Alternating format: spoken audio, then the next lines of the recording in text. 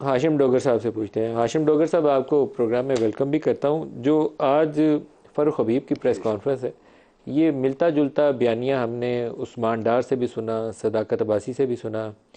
महमूद मौलवी साहब हमारे प्रोग्राम में थे, उन्होंने भी उन सारी बातों की तस्दीक की कि हाँ ये सारा कुछ होता रहा। कुछ मैं आपकी ज़बानी भी सुन लूँ, क्या ये वाक़तन जो मीटिंग्स होती थी बनी गाला में या इमरान चेयर करते थे, कभी आपने ख़ुद भी उनके अंदर ये बयानिया सुना कि इमरान ये बयानिया दे रहे हो कि फ़ौज की इमारत के ऊपर हमने चढ़ दौड़ना है जैसे ही उनको पकड़ा जाएगा? बिस्मिल्लाहिर्रहमानिर्रहीम। बहुत शुक्रिया मलिक साहब। देखें, एक तो पहली बात ये है कि मेरी कोई इतनी कुर्बत नहीं रही। जब मैं रिटायर होके आया तो वो साल मैं तो ज़्यादा हल्के में रहा, और बल्कि जब मैं मिनिस्टर भी था तो मैं एक बड़ी इनसिग्निफिकेंट है तो खैर वो बहुत अहमियत वाली, जिसको हम लोग नहीं समझते, पॉपुलेशन वेलफेयर का मैं वज़ीर था। तो मैं तकरीबन 4 साल तो मैं गया ही नहीं ज़मान पार्क, ना कभी बुलाया गया और ना ही मैं कभी गया। और मैंने अलबत्ता मीटिंग्स अटेंड करना शुरू की जब मैं वज़ीर दाखिला बना, टुवर्ड्स दी एंड, कोई 3 साढ़े 3 माह। तो उसमें ये कहना कि डायरेक्टली कि जी आपने हथियार ले लेने और इंस्टॉलेशंस पे हमला करना है, तो मैं समझता हूँ कि इतना ओपनली, क्योंकि उन मीटिंग्स में 40-50 लोग तो होते हैं ऑलमोस्ट, कुछ आपके पास उधर बैठे होते हैं और कुछ लोग जो हैं वो फिर आपके साथ जूम या किसी और लिंक के ज़रिए मौजूद होते हैं। मगर कुछ चीज़ें डायरेक्टली होती हैं, कुछ इनडायरेक्टली होती हैं।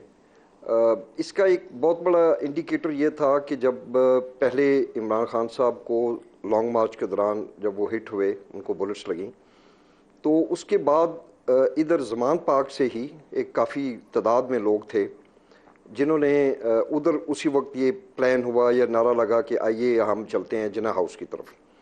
ये लोग, ये मॉब वहाँ से मूव हुआ और फोर्ट्रेस स्टेडियम के सामने फिर इनको रोक दिया गया, या ये रुक गए, बहरहाल रोक दिया गया, तो ये वापस चले गए।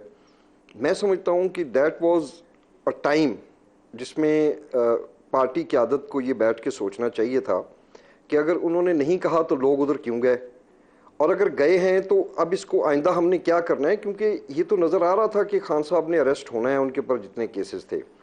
तो इसका मतलब है कि उसको एंडोर्स किया गया।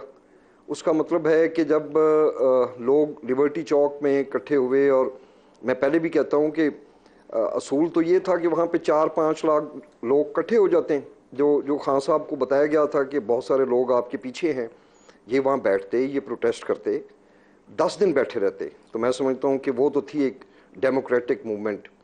मगर वहीं पे नारा लगा, वहीं पे, और अब आप ये भी नहीं कह सकते कि वो सिर्फ कारकुन थे, अब आप ये भी नहीं कह सकते कि वो तो पता नहीं कौन लोग थे, कोई नामालूम थे, क्योंकि उनके अंदर तो हमारी पार्टी की सीनियर लीडरशिप मौजूद थी, जो कि हाशिम आपके डोगर सामने साहब, है ये कि 3-4 जासमीन वाक़यात राशिद हैं साहबा ये थी। कोर कमांडर हाउस और जीएचक्यू के सामने जाने के। एक वाक़या 10 अप्रैल 2022 को होता है, दूसरा वाक़या 25 मई 2022 को जी होता है, बिल्कुल। फिर इमरान खान को जिस दिन वज़ीराबाद में हिट होते हैं उस दिन तीसरा वाक़या, और ये चौथा था 9 मई। मैं लेकिन दोबारा आपसे सवाल दोहराऊंगा इसके अपना। अलावा मैं, उन मीटिंग में मलिक अगर साहब, बराह मलिक रास्त साहब, एक इमरान मैं नहीं कह थोड़ा रहे सा थे इसमें कि तो कोई ये, और कह रहा था कि हमने जाना है और जीएचक्यू के बाहर या कोर कमांडर हाउस के बाहर अटैक करना है? मैं नाम पूछे बगैर, लेकिन क्या उन मीटिंग में कभी नहीं ये ये तो पक्का, डिस्कशन में आता था ये? बिल्कुल ये तो डिस्कशन होते थे कि आइंदा जो एहतजाज है ये तो इस तरह कोर कमांडर हाउस या जीएचक्यू के सामने ही होगा, और ये तो बिल्कुल ये इट वाज पीटीआई की मीटिंग्स के अंदर साफ होता पता था? था, और इसीलिए पीटीआई की मीटिंग में डिस्कस होता था?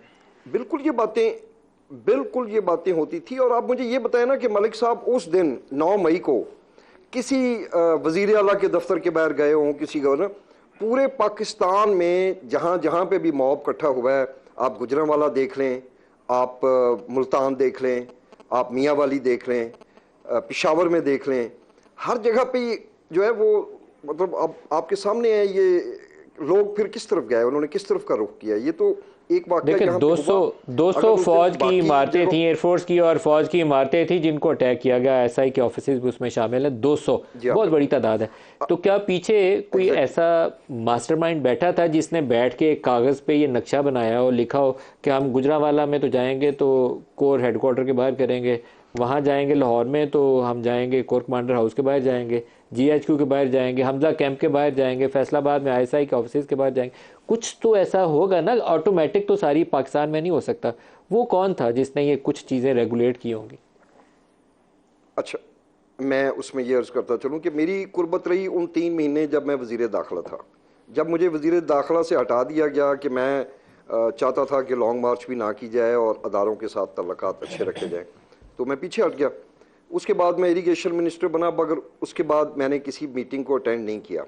मगर एक माइंड सेट होता है ना, आपने ज़हन ही ऐसा तैयार कर दिया जो हमारी नौजवान नस्ल थी कि हमारा जो पीडीएम को तो उन्होंने राइट ऑफ कर दिया कि वो तो अब ख़त्म हो चुका है, अब तो एक अदारा ही रह गया है, अब हमने इनके साथ निपटना है, जैसे भी निपटेंगे।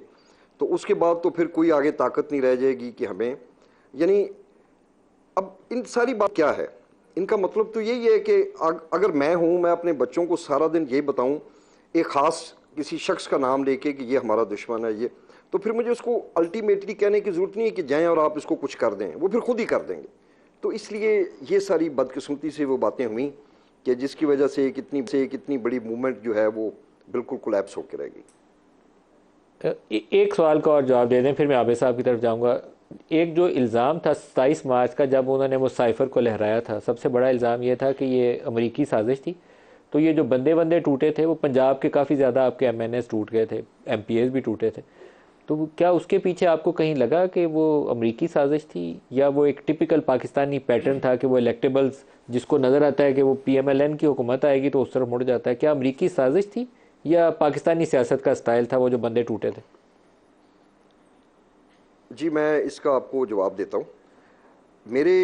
मैं खुद भी एक एमपीए रहा हूँ, और जब आप एमपीए होते हैं, एमएनए होते हैं, तो आपकी ख्वाहिश होती है कि जब आपको ज़रूरत हो, चले रोज़ नहीं तो कम से कम 2 माह बाद, 3 माह बाद, अगर कोई एमएनए है तो उसकी ख्वाहिश होती है कि वज़ीर आज़म उसको टाइम दें। जो मेरी नाक़िस इंफॉर्मेशन है उसके मुताबिक ये जो सारे लोग उस वक्त जिन्होंने डिफेक्ट किया, समेत राजा रियाज और बाकी जो हमारे दूसरे दोस्त थे, मैं समझता हूँ कि ये लोग नाराज़ थे पिछले 2 साल से। ये लोग नाराज़ थे वज़ीर आज़म के रवैये की वजह से, और इवन वज़ीर आज़म को तो चलें आप छोड़ें, उस वक्त जो प्रिंसिपल जो इनके सेक्रेटरी थे आज़म खान साहब, ये भी इन लोगों से मिलना गवारा नहीं करते थे।